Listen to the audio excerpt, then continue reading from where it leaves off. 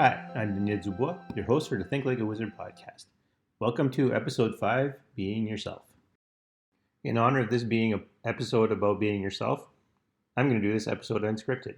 I can already hear some of you going, "Thank God, he sucks so hard at reading a script."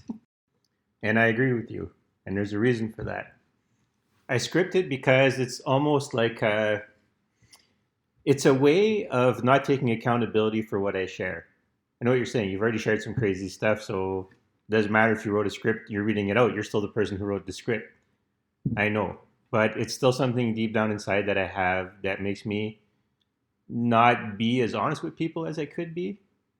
And so I'm going to kind of work through this in this episode, and I hope this helps you guys out.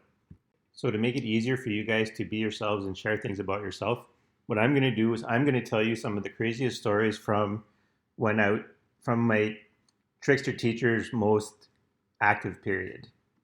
You'll probably notice I'm stuttering a lot or I'm getting stuck on words. This usually happens when I'm reading from a script, but this time what's happening is because I'm literally fighting myself from revealing these secrets. So I'm trying to find the best words, but really I should just be letting it flow out. And so I'm going to try to do that for the rest of this episode. First thing I'm going to share about is how I, quote unquote, parted the clouds on a cloudy night to reveal the moon. This story begins with a friend and I messing around in a dirt patch, drawing shapes in the ground, and then focusing and trying to get the clouds to take that shape. And surprisingly, we were getting some success. And so we shared that with the rest of our friends. Like, we were out for a walk at night, it was later on, and we were walking through a schoolyard, and another friend of mine said, "That's bullshit. You guys can't do that. No one can do that."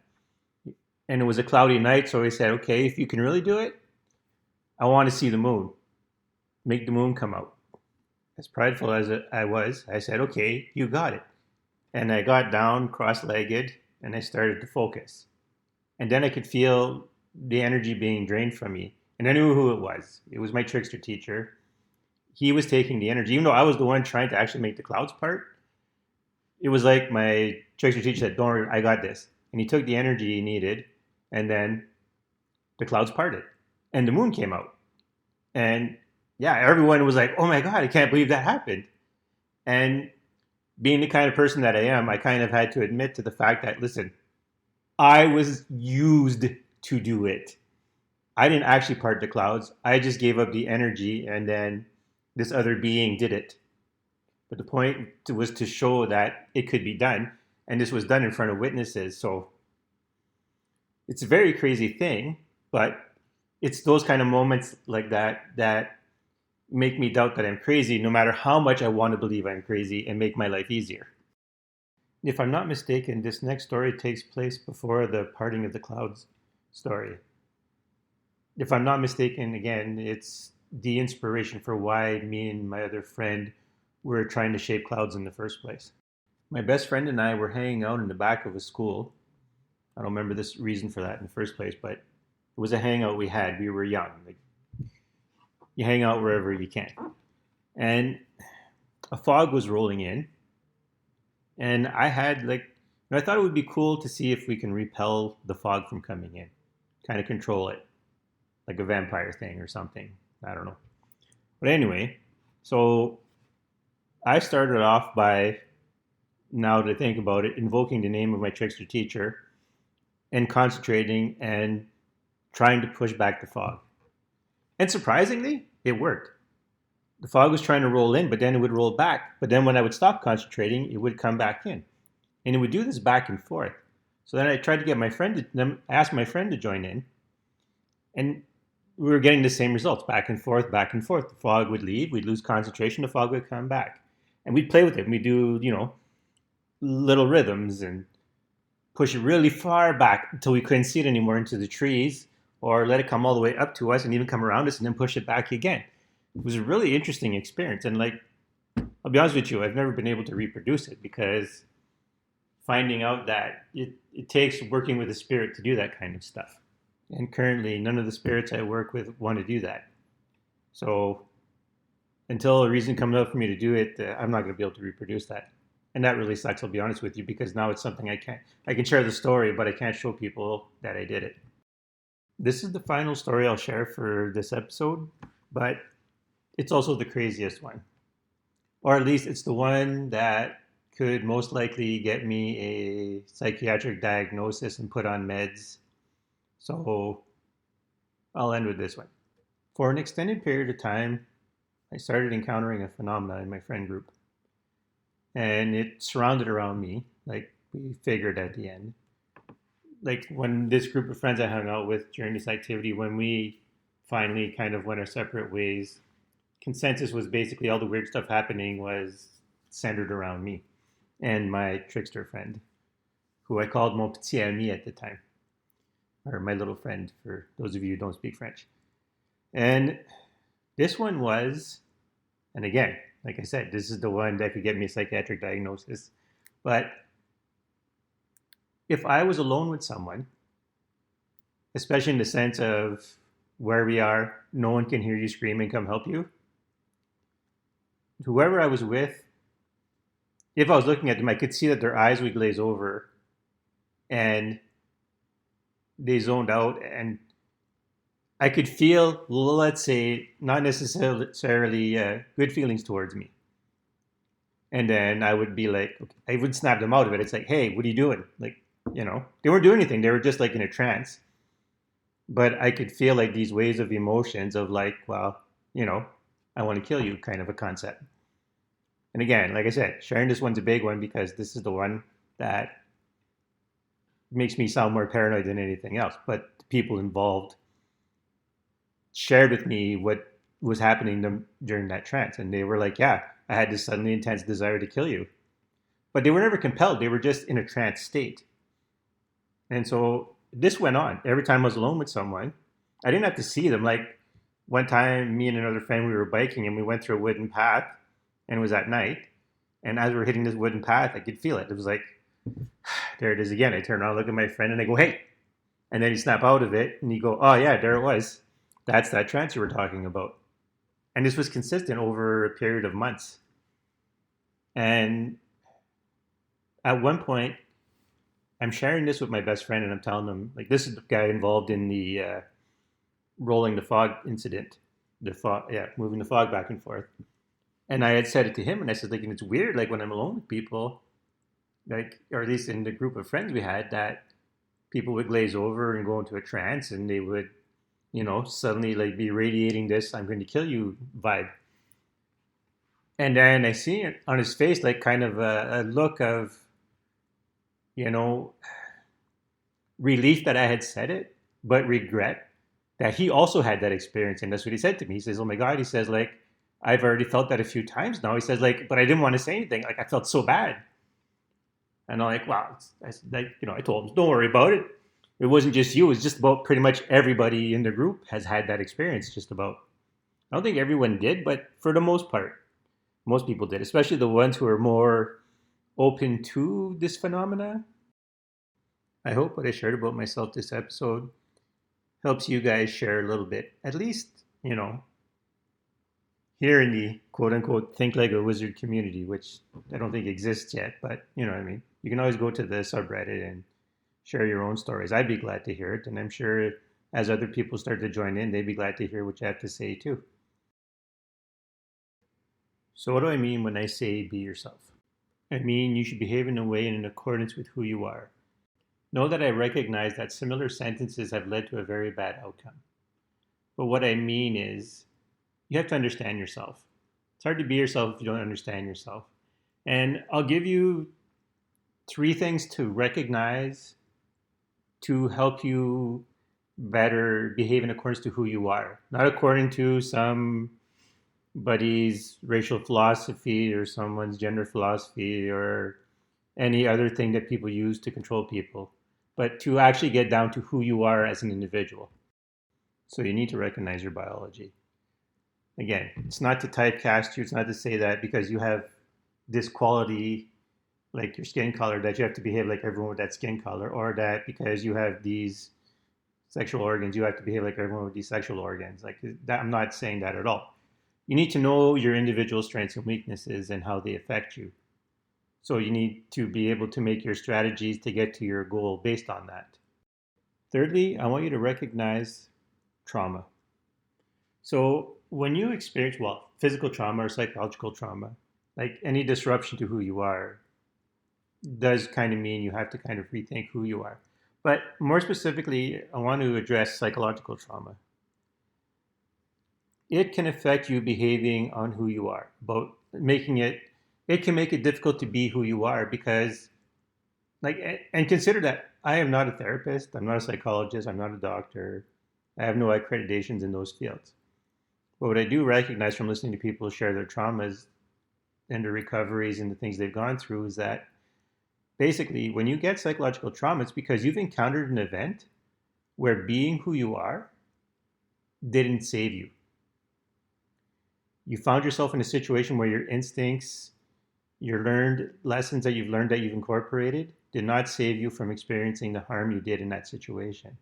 And therefore, and to a degree, you could say rightfully, now your subconscious self is like, well, what do we do with this? Everything we know and everything we've learned doesn't help here.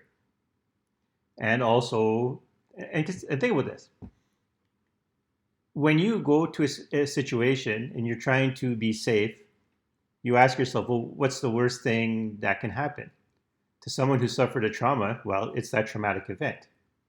Think about like someone who flew in a plane and then that plane crashed. They survived, but the plane crashed, and they realized there was nothing they could do to prevent that plane from crashing. There was nothing they could do to save themselves. They just happened to be lucky that the structure of the plane held where they were, and those circumstances permitted them to survive.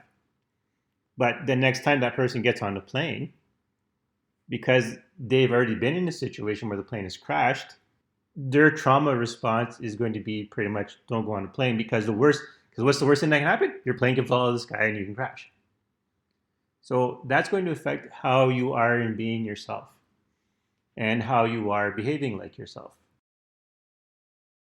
Let's dive into the discussion proper about being yourself by talking about two very important benefits of not being yourself. And the first one is survival. It's not always necessarily the best idea to be who you are in an environment that's hostile to who you are. I'm what is known in Canada as a Métis, someone who has Indigenous or First Nations ancestry and some other ancestry. In my case, French Canadian, or really more honestly, I'm a European mutt, so basically Indigenous and white. Now, I only learned about being a Métis when I was 29. So I grew up and was raised totally unaware of that ancestry. But so was my grandparent, so was my grandmother. She didn't know either. Like, because those who came before her who were Métis did their best to try to pass for white so they wouldn't miss out on opportunities and wouldn't be harassed by people around them. Because even if there was no specific laws against it, culturally there was still a lot of, we'll say, bad behavior towards Indigenous people in Canada. So my Métis ancestors took advantage of their ability to pass for white to have opportunities they wouldn't have otherwise have had and to basically save themselves a lot of trouble. Another way you benefit from not being yourself is by mimicry. Mimicry is for the most part how we learn. So I'll start off with this example. Think about I think I had made notes for myself about think about you're a kid and you're trying to sneak up on an adult, like a parent or something like that. And they always catch you. Maybe because when you're sneaking up on them, you're giggling or you're, you know, saying something to yourself or you're stomping around and because you really don't understand the world enough yet to realize how quiet you have to be to sneak up on someone or even know like how they might recognize you. Like maybe they see you in the mirror in a shiny object, whatever. But so you never sneak up on them. But one day you're outside, you're somewhere, and you see a cat, and you kind of like you follow it around, and you see how it's sneaking up on mice and catching them, and you see it sneak up on a bird and catch it, or a squirrel, or whatever. And then you think, oh my God, look at that! This thing can really sneak up on things and catch them. That's amazing. So the next time you're trying to sneak up on an adult, you're thinking, aha, I'm going to act like the cat did. And so you imagine yourself that cat. And then as you're trying to imitate the movements of the bodies, you start walking more quietly on your feet. You're lighter. You're not making those tramping noises you were making before. And then, and you're realizing the cat's not making noise when it's hunting. So now instead of giggling like you were before, or kind of speaking to yourself, you're quiet. And now you're walking up and you're softly and you're getting quiet and you walk up. And then this time out, you surprise the person. And now you got the success, but you got it by pretending to be a cat, not pretending to be you. So mimicry in that sense, because it teaches us, so it gave you that ability to sneak up on that person. So there are benefits for not being yourself in the short term. Because even in both of my examples, in the long term, there are issues that creep up. Like in the example of my Métis ancestors passing themselves off as white and then not telling their descendants that they're Métis, as you might imagine, a bit of racism started to creep in. And my older Métis ancestors are kind of a little bit still kind of prejudiced against Native people. And for the mimicry, well, the child in question isn't a cat. And if they want to improve their skills further, then they have to start understanding how their body moves quietly and how a human being would then do that situation. Otherwise, they're just living in a fantasy world and they never really perfect that skill. At the risk of sounding over dramatic about it, when you're not being yourself, you're essentially in a defensive position. Because whether you're trying to hide who you are to keep yourself safe or to provide opportunities for yourself, or whether you're trying to acquire a skill you don't have, the fact that you don't have that skill can lead to being an issue. Now, like I gave you a lighthearted example of just trying to sneak up on someone for your own personal amusement. But in the wild, if you don't have a skill and you need to learn it, you're in a position of deficit for your survival. So your body's going to go into survival mode. And you're going to not be putting as many resources into things like digesting food, healing any injuries, or otherwise regulating your well-being. You're going to be put in a fight or flight position and trying to make sure you survive. So the long-term effects of not being yourself is that basically your health's going to suffer because you're not doing the things you need to maintain your body. Before we jump into talking about the benefits of being yourself, I want to let you know that your subconscious self is the one that establishes who you are, but your conscious self is the one that decides how to express who you are. Your subconscious self is the culmination of all the things that happened before you came. And your conscious self is the one that has to deal with the present and prepare for the future. Since not being yourself puts you on the defensive and in the long run impedes you from thriving and even affects your health, then the opposite is true with when you're being yourself. Then you are healthier and you can thrive. If hiding who you are helps you avoid negative things directed at who you are, then it also prevents you from getting the good things that would be directed at who you are. You could miss out on new friendships. You could miss out on having better relationships with the people you already know. You can miss out on job opportunities. You can miss out on social opportunities. All kinds of things that would normally help you thrive because the people know who you are, so they know to direct it at you. Therefore, showing who you are to the world can gain you all of those benefits. And this doesn't just apply to you. I'm a guess you can argue that I am in the wellness industry and I'm here to help people. But if I don't show you what kind of person I am and let you know how I can help you, how do you know to seek me out? How do you know to find me to ask me for help? How do you know I can help you? How do you know that you will even want to get help from me if I don't show you who I am?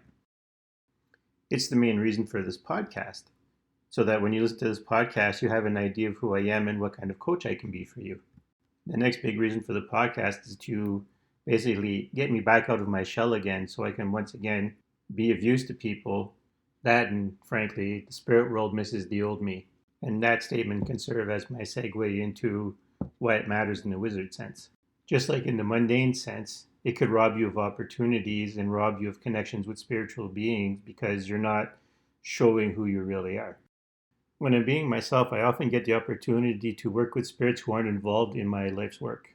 Earlier this year, I encountered a spiritual being that manifests itself as a spider that seemed to enjoy advocating for the spiders in my house. Through my interactions with it, I became more sympathetic towards the plights of the spiders that live in houses. And also, to my benefit, I also, while not afraid of bugs and spiders, I did drop a unnecessary aversion to them because of their, we'll say, creepy appearance. As you are awakening spiritually, you're starting to manifest more of your spiritual energy in the material world. So when you're being yourself, then you can focus that energy, or really say flavor that energy as to attract the right spirits to you. If you're awakening and you're showing that you're not flowing properly because you're not true to who you are or you don't understand who you are, you run the risk of attracting negative spirits who will take advantage of you rather than help you.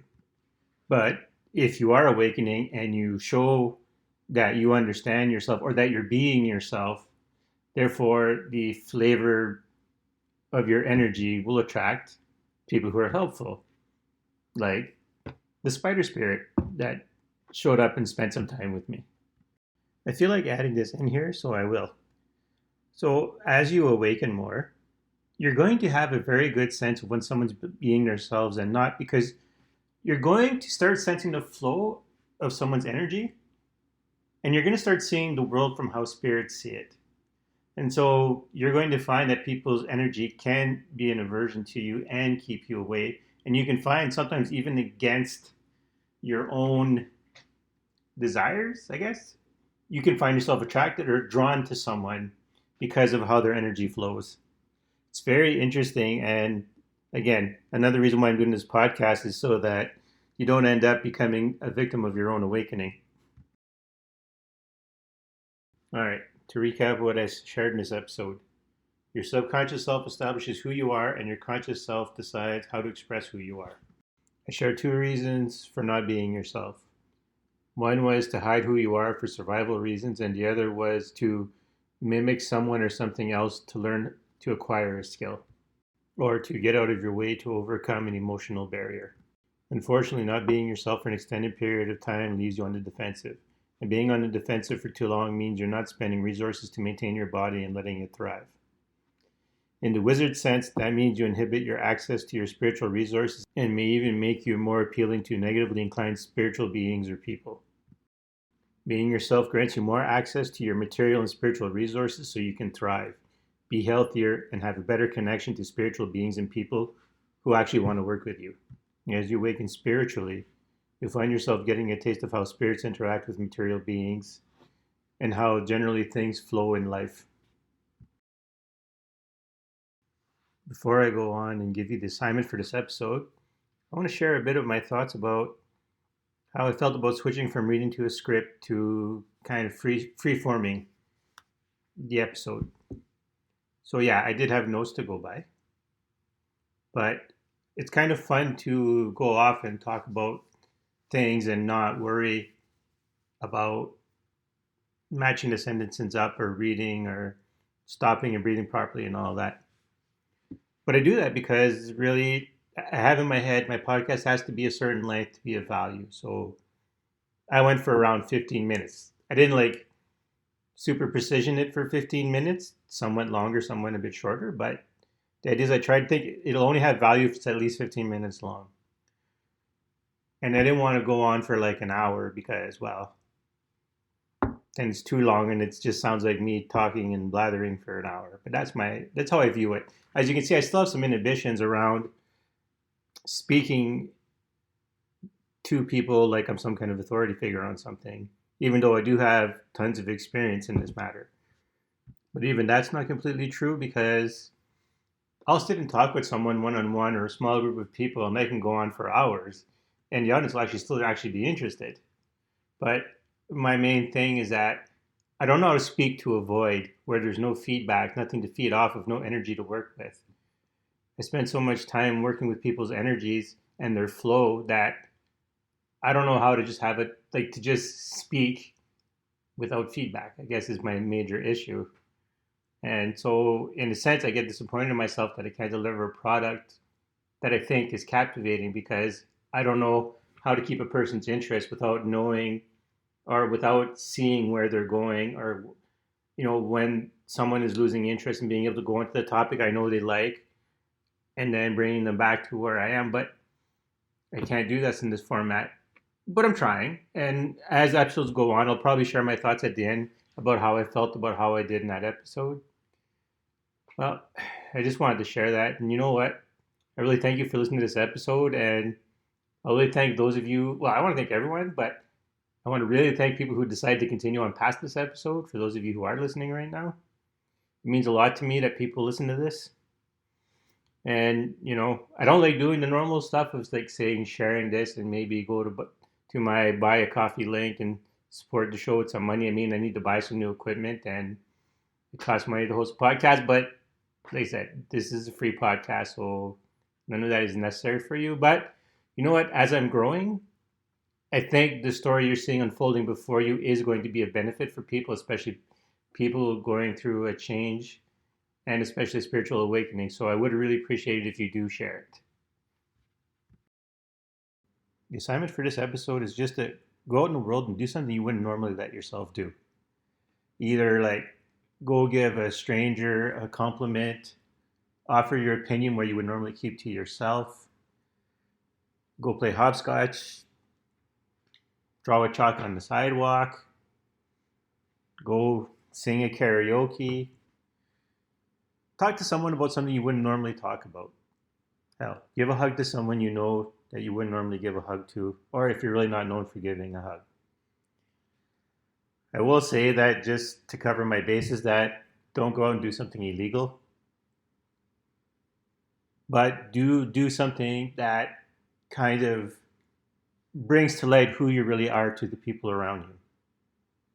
Give people a glimpse of who you are. And then once you've done that, I want you to go to the Think Like a Wizard subreddit, go to the entry for Do Something You Don't Let Yourself Do assignment. The link for it is in the show notes. And share what you've done. And, if there's other people who've already shared, give a comment, be encouraging, or say at least what you think about what they did. And even if you have a negative opinion, try to be encouraging, because I want you guys listening to be more comfortable with who you are. Because the more comfortable you are with who you are, the more comfortable spirits are with you, and the better your awakening goes. And even for those of you who aren't going through an awakening, being more comfortable with who you are gives you an overall better life and makes you a more pleasant person to be around. Once again, I'm your host, Daniel Dubois. Until next time.